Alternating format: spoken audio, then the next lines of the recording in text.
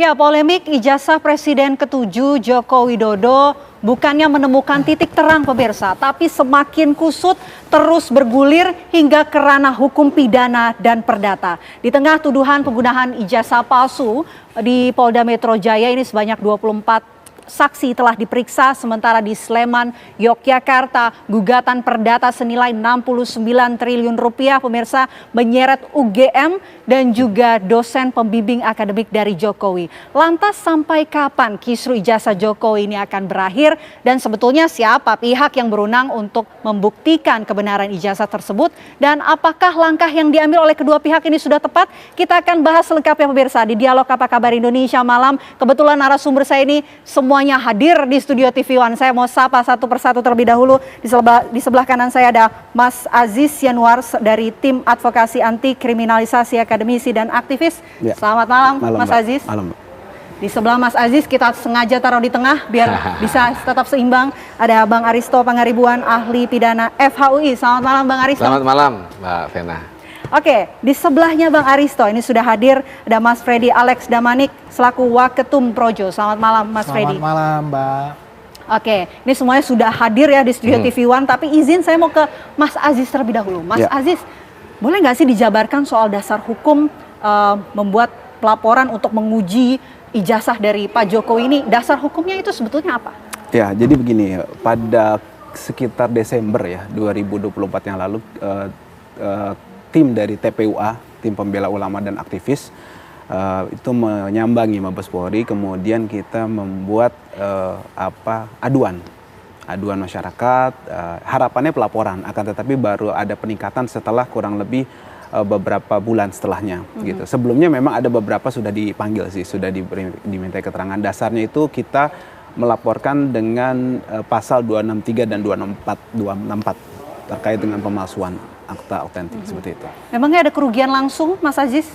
Kerugian bagaimana? Kerugian langsung dari pelaporan tersebut mungkin ada dijabarkan? Ya, justru dari pelaporan ini teman-teman dari TPUA ini motivasinya adalah untuk membuat lebih terang aja seperti itu. Karena kan yang kita permasalahkan ini bukan individu-individu yang tidak ada kepentingannya dengan masyarakat, tidak ada kepentingan dengan bangsa.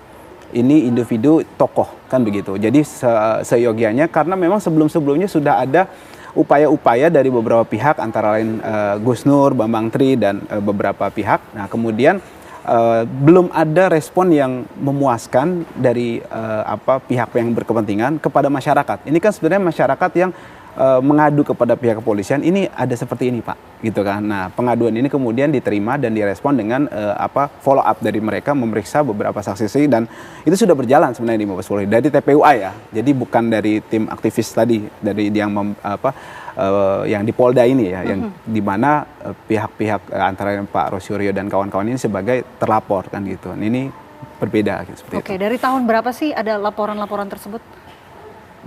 Kita baru melaporkan 2024 itu. Sebelum-sebelumnya justru pihak-pihak yang dipermasalahkan itu bukan dari yang saya sebutkan tadi, tapi ada dari Gus Nur. Mereka nggak melaporkan, justru dilaporkan gitu loh. Artinya saya mau mengatakan bahwa ranah-ranah diskusi, kemudian ranah-ranah inilah perdebatan gitu bahwa ini kan tokoh sekali lagi, kecuali misalnya ijazah saya gitu atau ijazah kita ini kan pejabat publik begitu ya. Maksud saya mau mengatakan begitu kan, pejabat publik apalagi presiden gitu, karena ini dijadikan diskusi. Kemudian dari diskusi ini terkait dengan topik yang di Polda ini dan juga yang sudah Gus Nur dan Bambang Tri kemudian kita katakan dikriminalisasi lah seperti itu waktu itu. Jadi secara tidak langsung mengatakan sebagai terlapor begitu? Iya. Dulu Bambang Tri dan Gus Nur, pihak-pihak yang melaporkan juga ada gitu. Nah, saat ini termasuk di Polda, Roy Suryo juga? Iya, di Polda seperti itu. Jadi beda antara kita terlapor dan kita yang melaporkan seperti itu. Oke, memang dengan adanya klarifikasi yang disampaikan UGM itu belum cukupkah? Yang disampaikan oleh dari pihak UGM? Yang disampaikan, jadi waktu kita melaporkan waktu Desember itu kita belum menemukan hal yang pasti terkait tersebut. Desember loh 2024 seperti itu. Jadi sebenarnya diskusi ini tidak perlu sebenarnya dilanjutkan dengan hal-hal yang yang tadi saya katakan gitu. Artinya kalau memang itu tidak terbukti kan pihak kepolisian yang laporan kita di Mabes Polri bisa ditindaklanjutkan dengan memanggil pihak yang bersangkutan yang memiliki ijazah saja. Nah, ini seperti itu. Sederhana sebenarnya ini. Oke, saya mau ke Mas Freddy Damanik deh kalau begitu. Ini katanya untuk terang benderang karena Pak Jokowi juga merupakan pejabat publik, itu dasar-dasar hukumnya. Ini seperti apa? Karena dari pihak Pak Jokowi juga turut melaporkan balik, jadi saling lapor-melapor begitu, Mas Freddy? Iya, saya juga baru sedikit jelas tadi dari penjelasan Mas Aziz Yanuar tentang laporan di Bareskrim tersebut. Justru saya bingung. Pengaduan ya jadinya? Awalnya Dumas.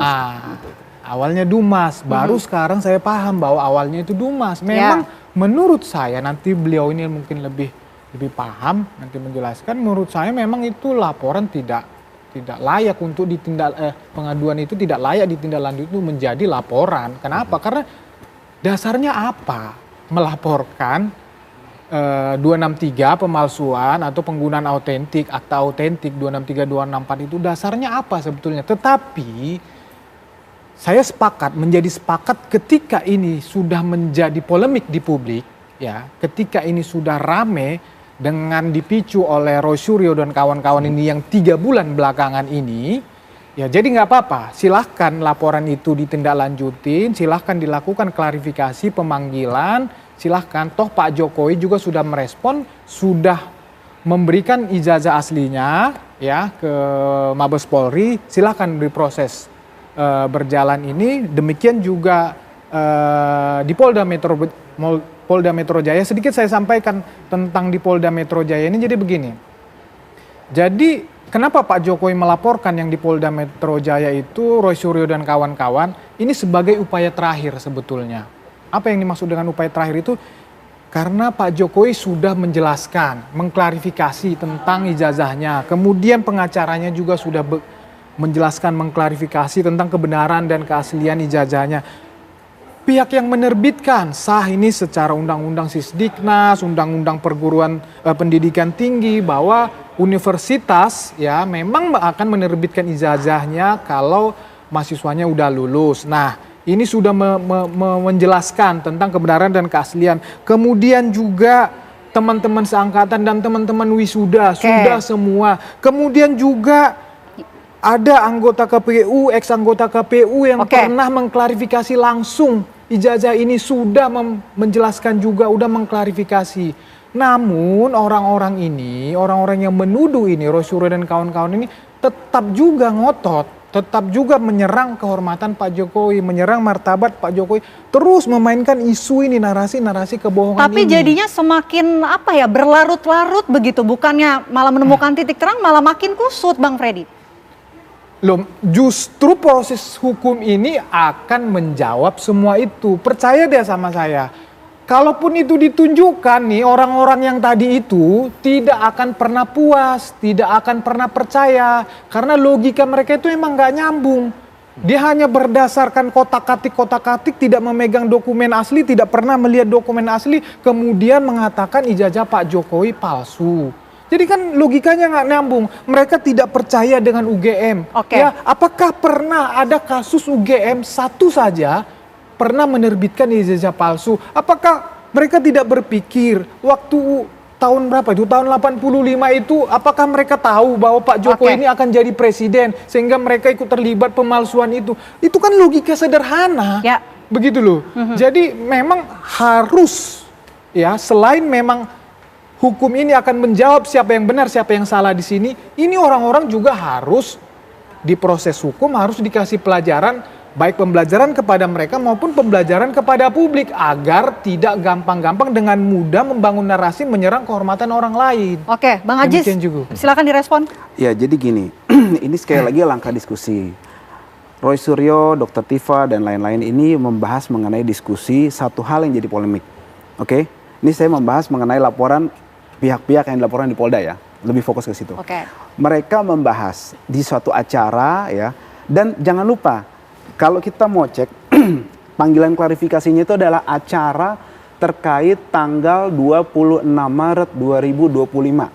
Acara tersebut diadakan di kantor hukum Pak Egy Sujana. Oke? Nah, panggilannya begitu, Mbak. Nah, yang menarik, Rosuryo, Dr. Tifa tidak pernah hadir di lokasi itu. Terus bagaimana dipermasalahkan? Yang konferensi pers siapa? Nah, kemudian ada masyarakat yang kemudian wajar dong dalam diskusi. Jangankan jalan politik ya. Kita bola aja misalnya. Kita pegang tim A, tim B, diskusi. Itu wajar kan? Nah, jadi konferensi pers yang tadi saya katakan 26 Maret itu jadikan dasar. Oke? Nah, konferensi pers tersebut itu di bahan diskusi. Dijadikan diskusi ya, dan itu tidak membahas konferensi pers itu. Jadi Dr. Tifa dan Pak Roy Suryo itu membahas mengenai ada ramai tuduhan ijazah palsu pada mantan presiden, kan begitu. Nah, ini kemudian apa hubungannya dengan kejadian tanggal 26 Maret 2025? Ada panggilannya. Saya megang panggilannya gitu. Jadi panggilannya terkait dengan kejadian tanggal 26 Maret 2025 di Jakarta Selatan. Padahal kantor Bank Ingi di Jakarta Pusat. Nah, makanya kemarin ketika pemeriksaan ya, itu pihak Roy Suryo tidak menanggapi selain objek tadi 26 Maret 2025. Dia nggak pernah hadir. Nah, saya balik ke Mas Freddy tadi ya, ke Bang Freddy tadi. Yang bagaimana soal polemik. Saya setuju, untuk menyelesaikan polemik harus ada kepastian. Tapi menurut saya dibanding berbelit-belit, ini saya menghargai tentu saja proses hukum, tentu saja kita hargai. Tapi menurut pendapat saya, alangkah bijak ya, saya sejujurnya sangat menyayangkan ini sampai berlarut-larut. Ya. Kecuali memang kita punya kepentingan untuk ini, gitu loh. Misalnya entah itu dugaan saya, misalnya mau mengalihkan isu atau apa. Nah, tapi kalau misalnya kita memang mau membahas ini, kan Pak Jokowi ini presiden waktu itu. Kemudian saat ini mantan presiden, ya kan? Artinya sebagai pemimpin, teman-teman ini rakyat, kan begitu. Apa susahnya sih sama rakyat, sama teman-teman projo kan bisa tuh datang, diundang, ayo ngobrol. Diundang pasti datang kita. Teman-teman ini ya, saya garanti pasti datang. Datang, ayo ini loh, mana yang salah sih dari ijazah? Kan lebih sederhana. Jadi ingin minta ditunjukkan begitu ijazahnya. Maksud saya gini, apa sih yang jadi duduk bareng. Pak Roy Suryo ini apa? Kemarin bahas katanya saya punya. Kan begitu. Baik. Itu menurut saya jauh lebih bijaksana dan lebih apa ya? Menunjukkan bahwa kita ini punya semangat untuk meluruskan hal yang memang kurang benar. Saya setuju tadi begitu. Baik. Bang Aristo, ini semakin kusut ya. Kita ingin segera bisa ada penyelesaian, ada solusi yang untuk bisa tidak semakin berlarut-larut. Apa yang dilakukan keduanya malah justru kayaknya makin membuat kusut. Apa sih yang bisa dilakukan? Ya sudah pasti, kalau pertanyaannya makin berlarut-larut, proses hukum akan membuat itu lebih kompleks. Karena proses hukum itu kan formal ya. Formal dalam arti perlu dipanggil saksi, nanti dibandingkan dulu, prosesnya nanti mencari bukti-bukti, prosesnya juga panjang.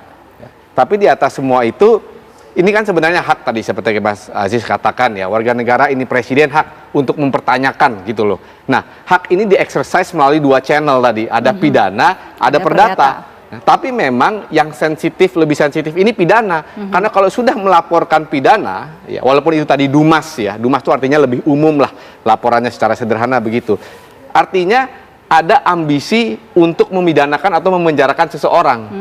Nah, ini lebih sensitif daripada yang perdata. Kalau perdata itu kan sangat formal, dipanggil, bukti, sidang. Nah, oleh karena itu kalau pertanyaannya kok makin kusut? Ya kalau jalannya begini ya memang makin kusut. Ditambah lagi proses litigasi yang ditempuh oleh Pak Jokowi ya dan kuasa hukumnya ini proses litigasi. Ya, proses litigasi itu artinya proses formal. Ya, proses defense haknya secara formal sambil juga attacking dalam arti melaporkan orang-orang tadi ya yang terlibat, yang memperkarakan ini, yang sampai melaporkan, yang sampai menggelar konferensi pers. Nah, ini proses yang ditempuh oleh Pak Jokowi. Gimana? Sudah tepat belum? Kalau tepat atau tidak tepat, saya susah juga bicaranya. Saya susah juga menjudge. Tapi begini, satu. Kan kita nggak mau makin kusut gitu ya? Iya, begini. Karena kalau dibuka saja, saya juga nggak tahu apakah itu akan menimbulkan polemik atau tidak. Tapi saya bisa kasih possibility ya, alternatif possibility. Misalnya yang pertama nih, pandangannya. Pertama, kalau yang ditempuh itu legal formal seperti ini, ya, ada kemungkinan ini menjadi jelas. Karena diputuskan hakim misalnya. Ada kepastian hukum. Ada kepastian hukum. Tapi jangan lupa kepastian hukum itu adalah formal truth atau kebenaran formal. Masih mungkin ada orang-orang yang belum pernah melihat ijazah aslinya akan tetap marah. Mana? Misalnya, itu kan formal truth. Bisa aja polisinya bohong, bisa aja polisinya dikendalikan, bisa aja itu dikendalikan. orang-orang yang tidak percaya hukum. Itu bisa saja terjadi. Itu yang pertama. Jadi artinya bisa saja proses hukum formal ini di satu sisi menambah jelas, tapi di sisi lain juga menambah kusut. Ya. Yang kedua, bisa juga ijazahnya dikasih aja. Oke. Begitu kan? Nah, ijazahnya dikasih aja ini di satu sisi memang bisa saja orang puas melihat. Misalnya kita lihat, kasih contoh komparasi dulu Obama. Obama kan dulu pernah ijazah birth certificate-nya dipermasalahkan kan. Apakah dia lahir dari Amerika apa enggak? Tapi yang ditempuh Obama pada waktu itu dikasih ke publik. Silahkan, dia tidak menempuh litigasi. Begitu ya. Dan selesai. Ya, tapi kematangan demokrasi, proses demokrasi Amerika dan Indonesia kan kita juga, saya nggak bisa samakan. Nah, akan tetapi kalau misalnya ini dikasih, ya, misalnya diberikan, apakah itu akan langsung jelas? Ya belum tentu juga. Kalau misalnya mau ada terus dipermasalahkan, misalnya tidak percaya, misalnya tadi Mbak Vena mengatakan, oh UGM, ya otoritatif sudah mengatakan. Ada juga bisa mengatakan bahwa, wah UGM-nya jangan-jangan diatur juga nih. Ya kan? UGM ini kan universitas negeri. Negeri itu MWA-nya di pemerintah, ya bisa juga. Jadi ada dua possibility. Ya. Dua possibility tadi ya. Mas Freddy, kenapa kemudian nggak langsung aja begitu ditunjukkan kepada publik? Ini kan juga mau duduk bersama dan dibahas bersama-sama. Ditahan nanti ya. Kita akan lanjutkan usai jeda. Apa kabar Indonesia Malam akan kembali untuk Anda sesaat lagi.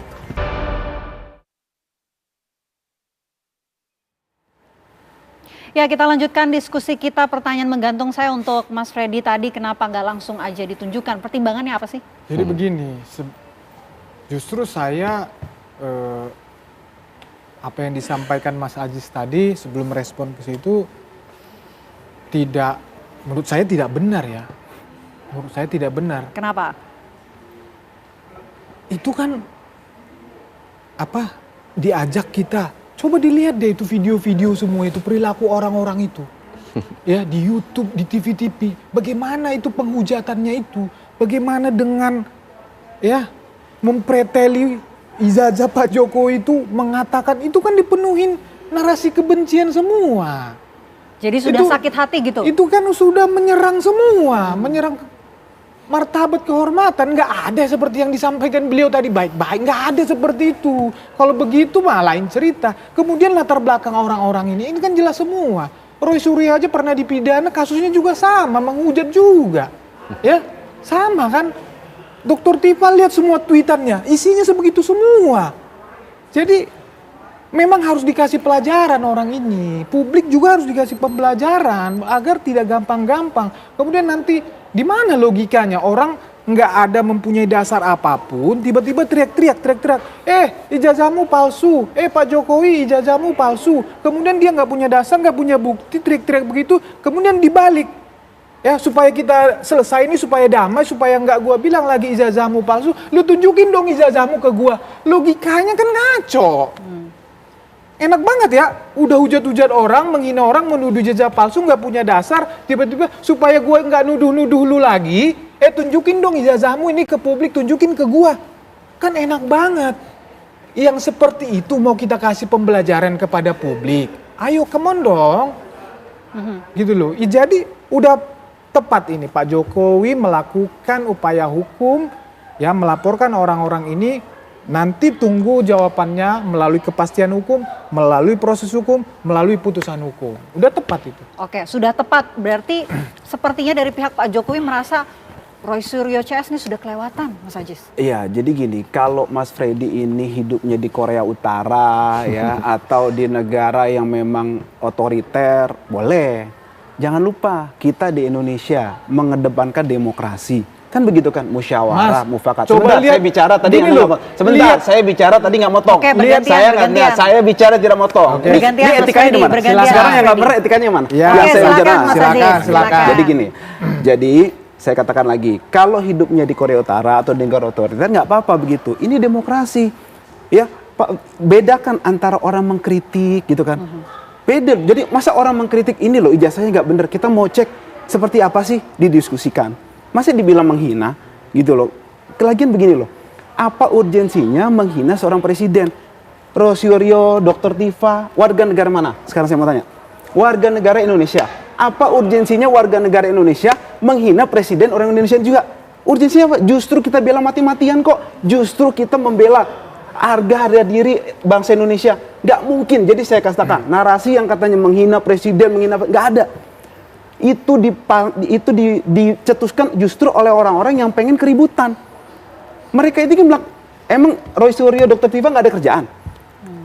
Menghina gitu nggak ada kerjaan? Mau ngapain? Mereka justru sayang, cinta dengan negeri ini, dengan masyarakat. Ada polemik, dibicarakan. Ini loh, oh ya ternyata benar. Ketika ada subjektivitas, wajar dong. Mas Freddy juga kan subjektif. Wah, enggak lah, ijazah Jokowi itu asli, dia kulit. Tadi jelaskan kan, wajar, kita menghargai gitu loh. Nah maksud saya, apakah dengan tadi orang itu lebih tajam kemudian untuk subjektifnya tadi kemudian kita katakan itu menghina, kan nggak juga seperti itu loh. Jadi maksud saya jangan kritikan itu dianggap hinaan, dianggap sesuatu yang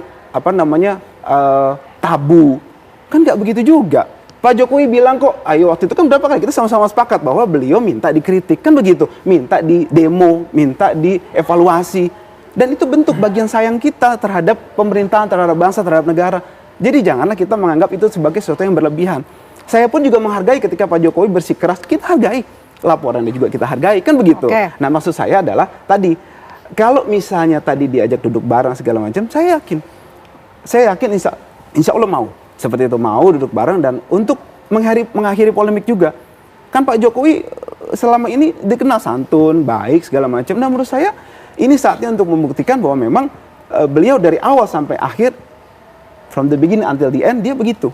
Nah maksud saya ini saya yang tepat. Saya harap makanya tadi ada masukan kepada Pak Jokowi ya sebagai mantan presiden untuk kemudian mengevaluasi. Sama-sama anak bangsa loh nih, kita urusan banyak kan gitu kan, PR bangsa ini banyak. Nah maksud saya ayo kita saling menghargai dan juga ketika ada kritik, ada saran apa segala macam, ya kita coba saling menghargai juga. Seperti itu Mas Freddy. Gak menghina tapi kritik loh.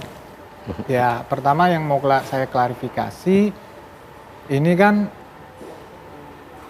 ya keramaian ini 3-4 bulan terakhir ini, serangan yang bertubi-tubi ini 3-4 bulan terakhir ini. Ya Roy Suryo, Dr. Tiva sama Rimson itu kan mereka mengkotak-katik ijazah Pak Jokowi ini kan 3 bulan 4 bulan terakhir ini ya. Dan saat itu Pak Jokowi bukan presiden lagi, sudah warga negara biasa.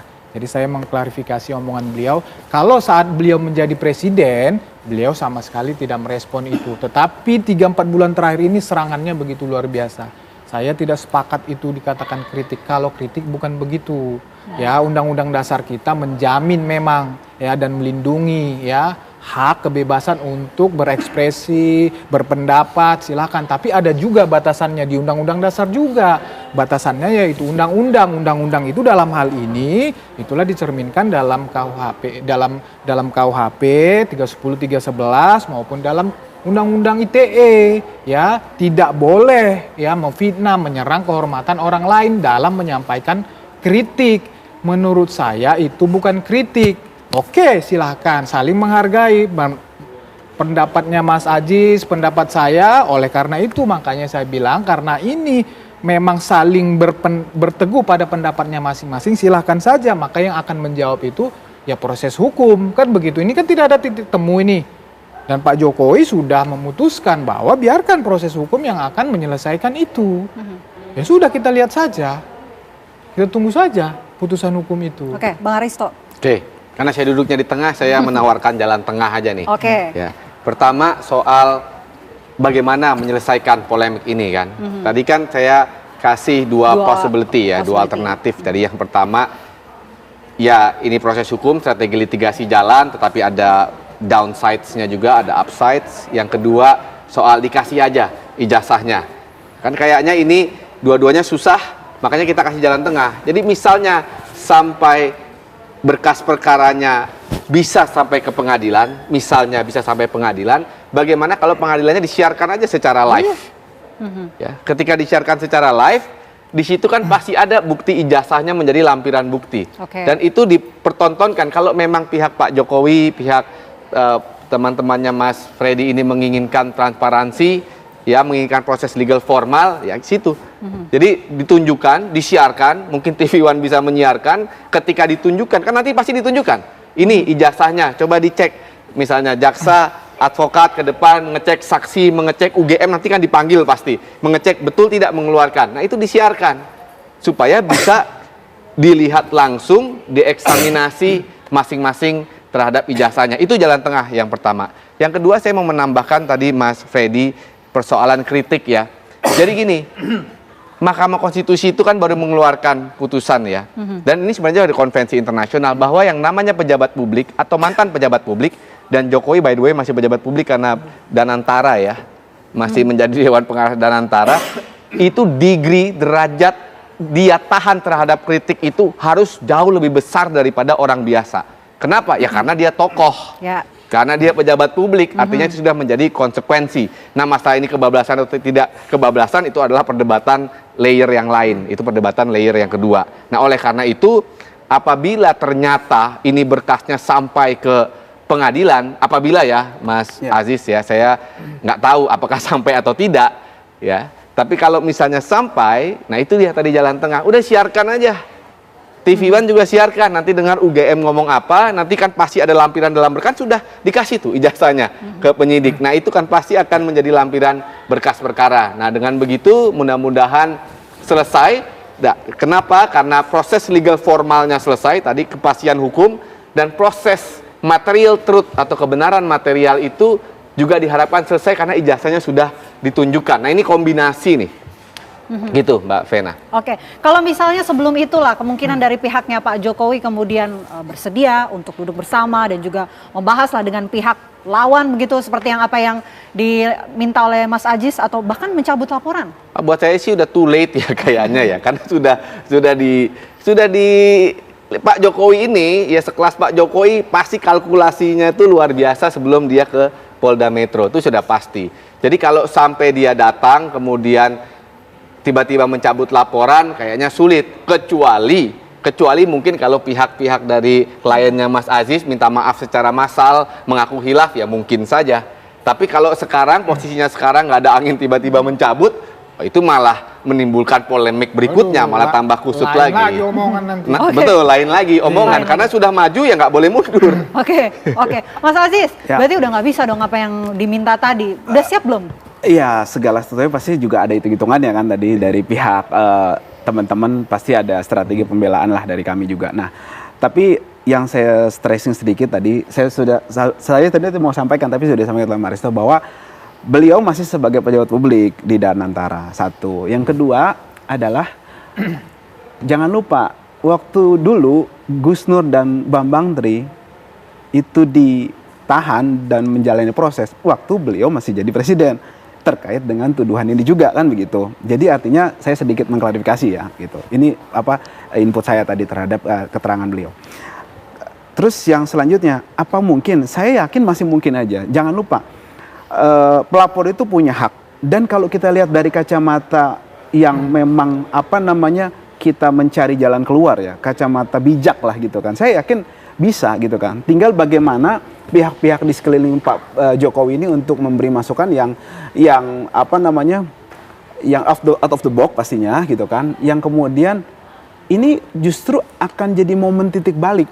Jangan lupa masyarakat kita itu apa mudah tersentuh oleh pihak-pihak yang quote unquote dizolimi. Nah artinya kalau kita menganggap bahwa ini adalah suatu pertarungan, kemudian salah satu pihak legowo, apalagi dalam hal ini seorang pemimpin ya waktu itu Pak Jokowi dan saat ini dia juga dipermasalahkan. Nah itu saya yakin itu akan jadi titik balik gitu kan. Ya untuk nama baik Pak Jokowi kembali masyhur. Menurut saya begitu. Memang perlu ada masukan out of the box ya untuk beliau gitu kan. Dan tentu saja harus juga diiringi juga dari kami untuk kemudian ada feedback untuk menyambut hal tersebut. Saya yakin dan saya termasuk salah satu pihak yang memang lebih mengedepankan musyawarah tadi. Karena sekali lagi kita tidak berurusan dengan bangsa lain, dengan musuh yang sudah menyakiti sedemikian rupa. Enggak. Ini ada mantan presiden dan sekarang jadi pejabat publik juga masih. Dan ini ada rakyatnya, masyarakat. Gitu loh. Menurut saya kenapa sih harus menempuh jalur seperti ini gitu kan. Kalau tadi dibalik juga, kenapa Anda melaporkan? justru itu kita kalau dipidana kan ada, jangan lupa ada restoratif justice. Nah gitu mungkin nanti Bang Aristo lebih bisa menjelaskan ya bahwa ini menurut saya tetap ada. Oke. Di restoratif itu bijak menyelamatkan muka seluruh pihak dan everybody happy. Oke, Mas Freddy nanti mungkin bisa ditanggapi ya, tapi usai jeda, karena nanti usai jeda juga selain kita akan mendengar respon dari Mas Freddy, kami juga akan menghadirkan pemirsa, ini ada pernyataan dari teman dari Pak Jokowi yang juga sempat menyampaikan beberapa hal. Sesaat lagi kami hadirkan di Apa Kabar Indonesia Malam.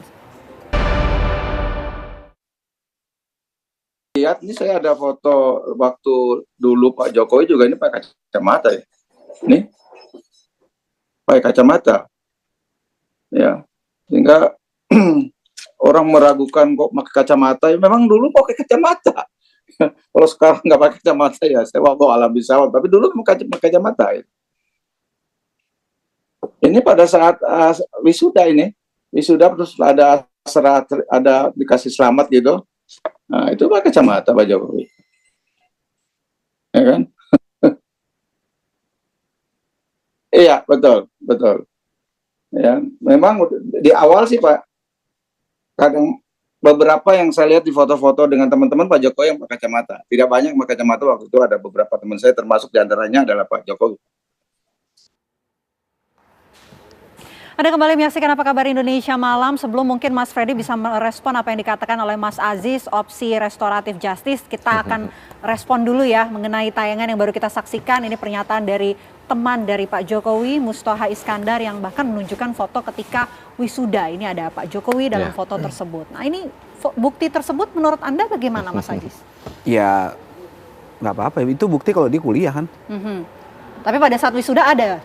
Iya, maksud saya ini kan teman kuliahnya. Nah, justru yang kita bahas ini kan soal otentik ijazahnya. Dari teman-teman kan itu yang jadi polemik inilah gitu kan. Gitu. Jadi sah-sah aja. Jadi ketika yang satu tadi dari teman-teman atau yang pro dengan Mas Freddy kan gitu kan, kemudian mengatakan hal-hal yang tentu saja subjektivitas mereka lah gitu kan, dan juga mereka menyatakan kesaksiannya, itu menurut saya sah-sah dan bagus untuk membuat semuanya jadi terang. Saya setuju itu memang. Jadi memang hal-hal tadi yang memang kalau menunjukkan ke titik terang, kemudian ini cepat selesai, saya setuju. Nah, kemudian semuanya kalau udah ada titik terang, kemudian tadi saya katakan everybody happy, kan case close gitu, saya tambah happy lagi. Karena memang kami ya lebih ke bagaimana kita itu bisa saling menguatkan dan juga tidak bertikai. Saya lebih ke hal tersebut. Jadi adapun polemik-polemik menurut saya hal yang wajar. Ada yang pro, ada yang kontra, biasa itu dalam demokrasi. Artinya saya coba konsisten dalam demokrasi yang kita memang sudah sepakati bersama, seperti itu. Tapi yang ingin dicapai, yang ingin didapatkan sebetulnya apa? Kalau dari teman-teman, ini saya kan tim kuasa hukumnya ya, mereka hanya menginginkan kejelasan, kepastian yang benar, karena ini ketika publik mengetahui hal tersebut, maka menjadi suatu hal yang menurut saya menjadi jawaban atas beberapa isu dan informasi yang selama ini bikin gaduh. Itu aja sebenarnya, sesederhana itu. Gitu. Jadi bukan mau dapat apa. Kan saya katakan tadi, teman-teman ini juga klien-klien kami ini bukan orang yang pengangguran, yang nggak ada kerjaan ngurusin individu-individu gitu. Tapi karena ini sosok presiden, sosok pejabat gitu, yang menurut kami perlu untuk diperjelas ketika ada isu-isu gitu loh. Nah, itu aja, simple aja. Jadi bukan kita mau apalagi tadi menghina, enggak. Saya rasa enggak. Endingnya kejelasan dan juga kepastian, Mas Freddy. Yes, itu. Ya, kembali lagi seperti yang saya sampaikan di awal tadi. Jadi ini upaya terakhir. Ini sudah banyak penjelasan, klarifikasi, bahkan dari lembaga yang resmi, dari teman-teman itu kan cuma 1, 2, udah banyak. Tapi ini bebal, orang-orang ini bebal, ya. Bebal, udah logikanya nggak masuk, bebal, menghina, ya, menyerang. Jadi makanya Pak Jokowi melakukan laporan. Sekarang Pak Jokowi udah melakukan upaya hukum. Jadi saya tambahkan tadi dari Bro Aris ini. Benar, jadi di dalam pidana itu, khususnya kalau udah sidang ya, itu kan nanti terbuka. Kebenaran materil yang dicari, pembuktiannya itu pembuktian materil. Jadi kebenaran materil itu maksudnya hakim ya bersama-sama dengan jaksa nanti pengacara kalau jadi terdakwa itu akan mencari bukti-bukti, mencari kebenaran-kebenaran yang hakiki, yang sebenarnya siapa saja bisa di situ untuk mencari kebenaran, bisa men-challenge, ditampilkan di publik nanti siaran langsung. Nah, jadi nanti kan pada saat pembuktian itu kan disita misalnya ini oleh dari polisi, dari penyidik ke jaksa. Nah, ini kan akan ditampilkan di situ, selain pengacara, terdakwa, hakim bisa melihat, mungkin nanti kalau langsung bisa juga disorot. Oke. Kan begitu. Jadi sudahlah, ini sudah melalui proses hukum. Akan sampai pada titik di persidangan. Kita bersama-sama masyarakat Indonesia sama-sama menyaksikan nanti siapa yang salah, siapa yang benar di sini. Itu saja, kita tunggu aja proses ini berjalan. Oke, Gitu. jadi dari sisi Mas Freddy mengatakan bahwa opsi jalan tengah dari Bang Aristo adalah opsi yang sepertinya oke untuk dijalankan daripada opsi restoratif justice? Ini apapun yang dilakukan, kalau tidak dijawab secara hukum, ini tidak akan selesai polemik ini. Nanti apapun yang terjadi ngomongnya nanti beda lagi. Loh, sampai sekarang tadi malam saya masih ini kok dengan yang dilaporkan itu masih omongannya masih begitu, terus kita mau berharap apa sama orang-orang seperti itu? Gitu loh. Kalau tidak kepastian hukum yang menjawab ini, nanti beda lagi omongan ini. Beda lagi, restoratif justice atau damai. Nanti bisa dibangun lagi narasi-narasi. Memang itu pekerjaannya, kan bisa dilihat sejarahnya. Gitu loh. Jadi sudahlah, ini akan dijawab oleh putusan hukum, putusan pengadilan. Kita tunggu saja itu, proses ini berjalan, kita biarkan saja. Oke, Makasih. opsi restoratif justice sudah nggak ada nih Bang. Jadi gini, saya bingung nih sebenarnya. Bang Freddy ini ada di pihak Projo yang mendukung Pak Jokowi untuk tidak menjalani proses hukum, atau kita nih, atau teman-teman tadi Dr. Tifa dan Roy Suryo CS ya dan kawan-kawan. Karena yang dikatakan tadi kita proses hukum nanti akan terlihatlah ijazahnya ini seperti apa. Ini kan berarti Bukan, yang saya bilang siapa yang benar, siapa yang salah. Iya, kan tadi kan bahasanya kan kita bisa di-shoot, Iya. dilihat ijazahnya. Oke, kalau objeknya ijazahnya, maka yang harus diproses hukum tentu saja yang pertama adalah laporan teman-teman di TPUA yang menuduh 263, 264 terkait dengan ijazah Pak Jokowi. Kan objeknya ijazah. Makanya saya bingung, saya tadi waktu duduk, ini Mas Freddy ada di pihak Pak Jokowi yang membela itu atau apa? Karena dia katakan tadi kan nanti di persidangan kelihatan ijazahnya itu asli atau palsu. Berarti objeknya 263 dong, 264. Koreksi kalau saya salah. Bang. Nah, tapi kalau objeknya adalah laporan Polda Metro Jaya, itu adalah penghinaan tadi, penghasutan, menyerang kehormatan. Ya berarti yang dibuktikan itu bukan ijazahnya, tapi apa sih serangan kehormatannya itu? Gitu loh. Jadi saya mau luruskan, saya tadi bertanya-tanya makanya, ini kok malah pengen supaya ini proses hukum, terdakwanya Pak Jokowi nanti kalau begitu ceritanya gitu loh. Mas saya jadi bingung gitu. Maksudnya kayaknya ada yang miss di sini. Makanya saya dikit urusan dulu. Jadi kalau misalnya sekali lagi, kalau misalnya yang mau dibawa ke persidangan adalah ijazah ini kemudian dibuktikan, maka terdakwanya Pak Joko Widodo. Apa Pak Freddy mau itu? Kan enggak kan? Nah maksud saya ini kayaknya ada yang miss gitu. Itu kan Mas Hadis yang menyatakan itu. Bukan, itu argumennya begitu. Iya, biar saya jelaskan. Jadi bukan tidak bisa juga di dalam proses penyidikan di perkara Polda, ijazah itu menjadi barang bukti. Barang bukti itu kemudian nyampe ke jaksa, bawa jaksa ke pengadilan. Bukan tidak mungkin juga itu. Bukan, dan Mas. itu Sebentar, yang dilaporkan. dan itu tadi kan saya bergantian. dan itu akan dengar dulu. Enggak, tadi saya lagi bicara yang ditanya tadi saya. Kan tadi udah saya lagi bicara. Oke, Mas Ajis dulu. Saya lagi bicara, saya sampaikan, saya mau bertanyakan. Justru saya menghormati Anda untuk tadi memotong. Nah, saya mau sampaikan bahwa kalau yang dilaporkan yang di Polda ya Mas ya, itu soal pasal ya ada 310, 311, Undang-Undang ITE pasal 32, 35. Itu tidak ada urusannya dengan ijazah ansih gitu loh maksud saya. Jadi kita buktikan hinaannya seperti apa, ya, pencemaran nama baik seperti apa. Jadi nggak ada ijazahnya itu. Saya mau kasih bukti, ini empiris nih, ini konkret. Waktu persidangan Gus Nur dan Bambang Tri, tidak ada ijazahnya ditunjukkan, nggak ada.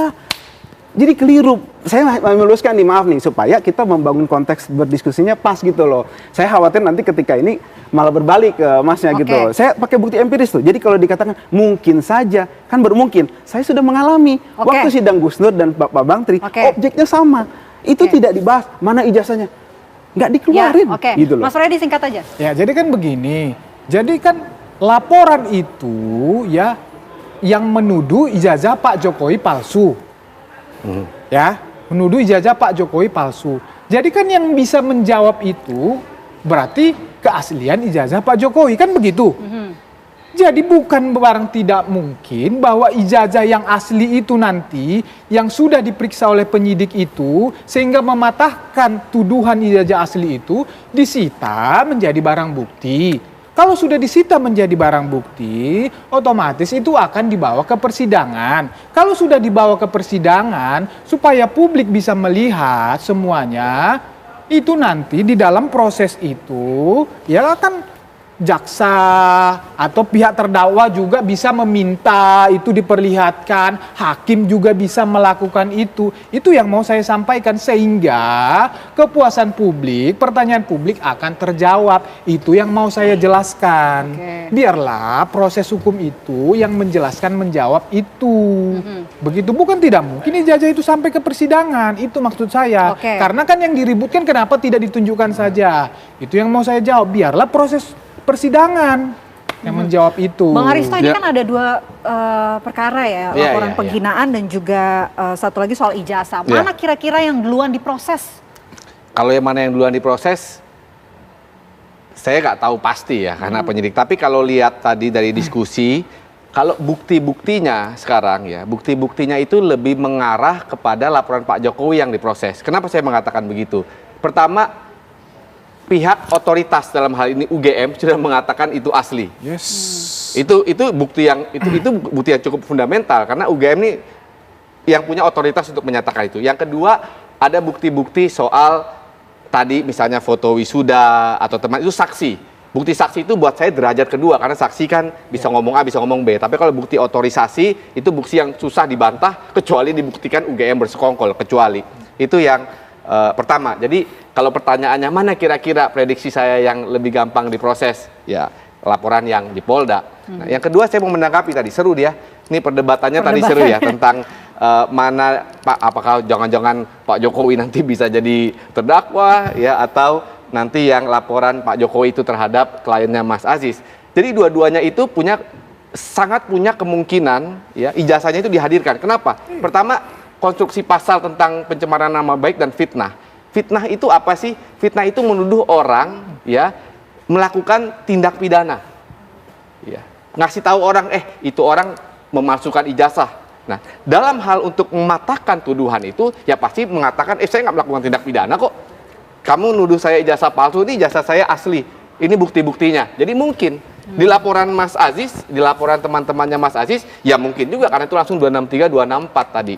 Jadi kalau pertanyaannya ijazah ini bisa dihadirkan di perkara yang mana? Dua-duanya bisa. Yang terakhir, kalau lihat perdebatan seru gini, restoratif justice kayaknya makin sulit ya, makin jauh. Dan yang paling penting lagi, kalau restoratif justice, siapa yang maafin siapa? Siapa yang mau damai gitu? Siapa yang mau karena kan ini konsensual. Iya, siapa yang maafin siapa yang minta maaf? Karena syarat utama dari restoratif justice itu adalah perdamaian. Ya, konsensual, sepakat untuk berdamai. Kalau udah begini, susah kita memprediksi siapa yang mau maafin siapa, udah susah lah itu terjadi. Gitu, Mbak Vena. Sulit ya restoratif justice namanya. Sulit. Mudah-mudahan kasusnya tidak semakin berbelit, tidak semakin kusut, segera menemukan titik terang dan kalau memang masuk ke proses persidangan bisa disiarkan langsung seperti opsi jalan tengah yang disarankan oleh Bang Aristo. Terima kasih banyak Mas Aziz, terima kasih Bang Aristo, terima kasih Mas Freddy atas waktunya di Apa Kabar Indonesia malam. Selamat malam.